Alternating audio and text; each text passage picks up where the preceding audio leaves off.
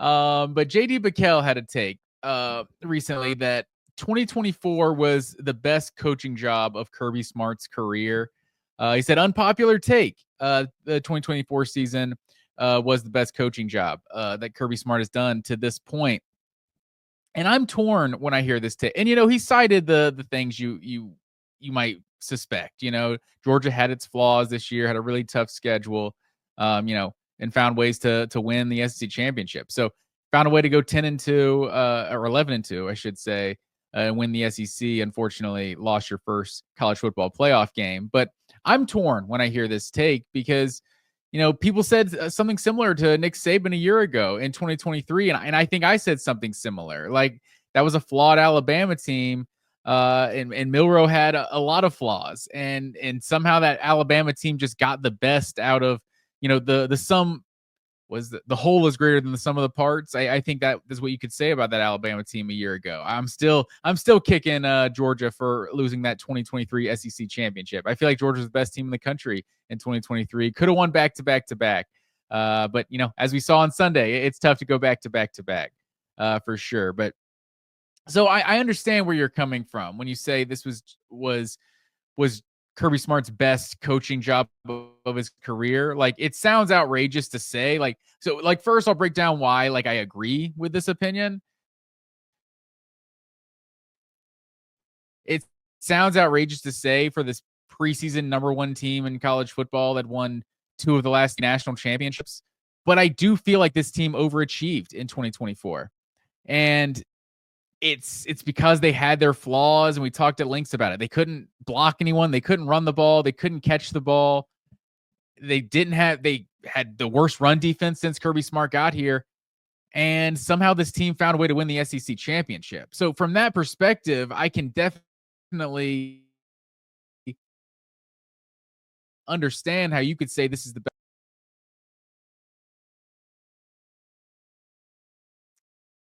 I hope my connection's not bad. I think I'm lagging over there. Thanks everyone for sticking with me here. But on the same token, on why it was not his best coaching job of his career is pretty much every weakness that I just discussed. That's also a reflection on Kirby Smart's coaching. So this was still a really talented football team. Especially you've seen going into after the Senior Bowl practices and everything. And now, more NFL draft talk is kind of, ramping up. This was a really talented team, and they were inconsistent all season long. And inconsistency, more times than not, that kind of comes down to coaching. Maybe you want to put it more on the position coaches. Maybe it's James Coley's fault. Maybe it's Stacey Searle's fault. Maybe it's Mike Bobo's fault.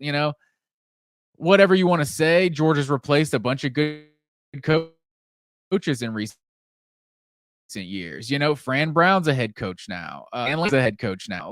There's a bunch of them out there. Del McGee's a head coach now. So there's a bunch out there that have come from Kirby Smart's staff, and maybe you put it on those guys. Dan Lanning's the best OC in the NFL, or Dan Lanning. Todd Monken's maybe the best OC in the NFL right now. So Georgia's obviously lost a lot off their coaching staff in recent year. And the one reason I kind of pushed back on it being his best coaching job on the season is because of what I said after the Notre Dame game. It was one of the first games of the entire Kirby Smart era that I kind of put on Kirby Smart. Just strategically, I thought it was a bad approach to that into that second quarter, and I think he regretted as much by halftime. We don't really have to rehash that. But just because I can think of one game that he kind of mismanaged, from that perspective, I think you could make an argument it was not his best coached team. But in terms of talking about the talent on this football team, I kind of derailed myself there. After all this Senior Bowl talk and the NFL draft talk is ramping up, this team, people have started to talk about, could have the most players selected in the draft from any school. You got just off the top of my head, Malachi Starks, Mykel Williams, Jalen Walker. That's 3 first rounders probably right there. Nazir Stackhouse, Tyrion Ingram Dawkins, Warren Brinson, Chaz Chambliss, maybe. Did I say Dan Jackson? Trevor Etienne on offense. Arian Smith is tearing it up at the Senior Bowl, apparently. We won't be salty about that at all. Love to see success for Arian Smith.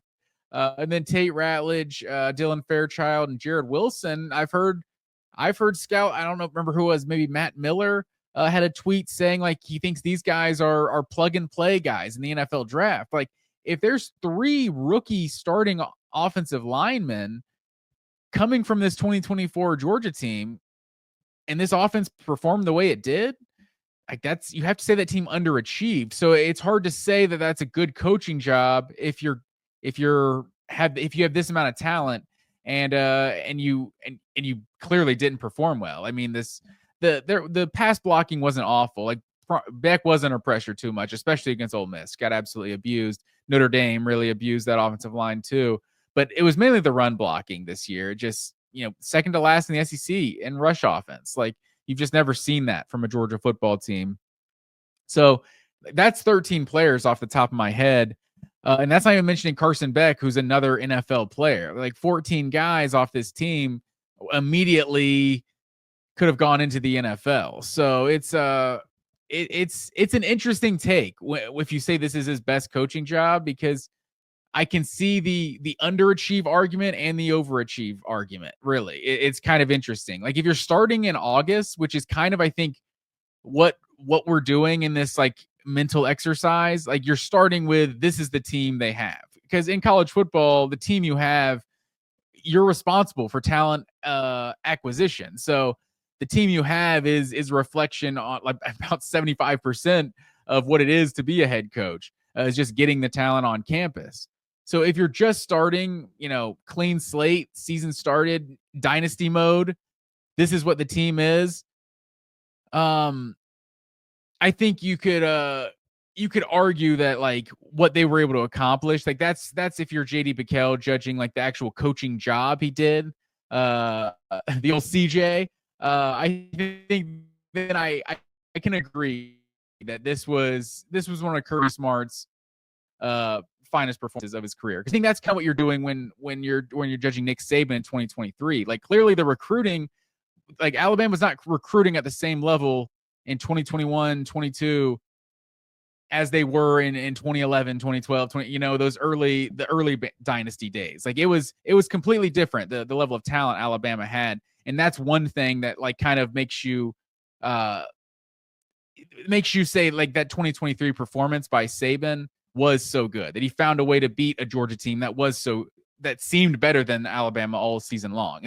When they played the same opponents, Georgia was significantly more impressive, but somehow Alabama found a way to do it. But I mean, that team also wasn't the cover wasn't bare on that team. There was probably three first round picks, Terrion Arnold, JC Latham. There was another, I think they had 3 first rounders last year, a couple second rounders. So obviously Alabama was still a talented team. But yeah, you could make that argument if we're just judging. I mean, you lead the nation in drops and have the second worst run offense in the SEC, and you find a way to win the SEC. Like that is definitely one of Kirby Smart's finest performances. I think you could make an argument, which is funny now that looking at the similarities here. The other 2 years that came close to me were 2017 and 2021. And I know everyone, just going back to 2017, that was Mark Richt's players. And obviously Mark Richt didn't leave the cupboard bare. There was a lot of NFL talent still on that team. But man, from what Georgia is in the trenches the last 5-6 years compared to what they were 2017, year 2 of the Kirby Smart era, like that was an impressive seat. Like that team was a second and 26 away from winning a national championship that year with a true freshman quarterback. But what I was going to say, the overlap on all 3 of these teams now is they all started the season. 2017 and 2021 are much more similar. They started the season with a different quarterback. You had, Jake Fromm step in for Jacob Eason, and then Eason's only out, I think, like a month or so. So then the decision is made, no, we're going to keep going with Fromm. Same deal. JT Daniels started 2021, and Stetson was such a polarizing figure amongst this fan base, and half the people thought he was trash, and and clearly they were wrong.